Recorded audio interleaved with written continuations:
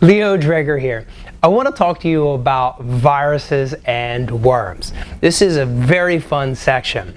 Now, most of us have experience with a virus or a worm in some sense, meaning that we've been a victim at some point. This is why we all run antivirus software. But there's a lot more that goes into it. So now, from the eyes of the penetration tester, you get to construct these viruses and worms yourself.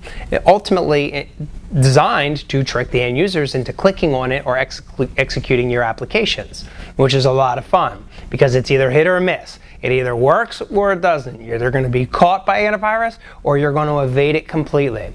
So let's talk about some of the basics here.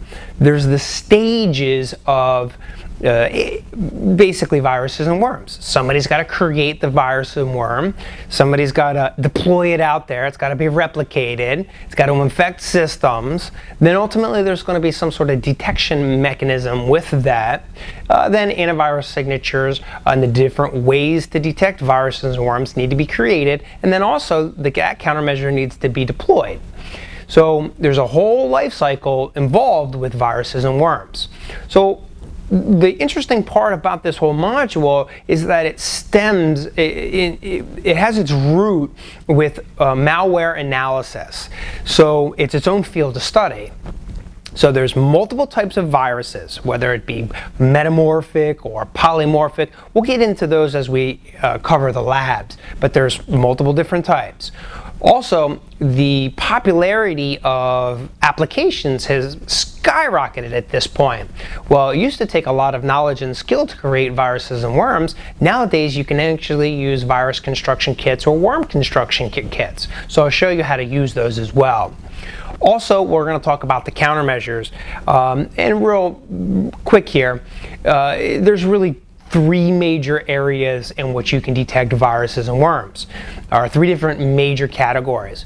You have an integrity-based approach. This would include things like hashing systems, kind of like software like Tripwire, in which if anything changes on that system, well, your signature or message digest will change, and therefore you'll be able to detect that infection. The next type is knowledge, signature, or rule-based, kind of different words for the same thing.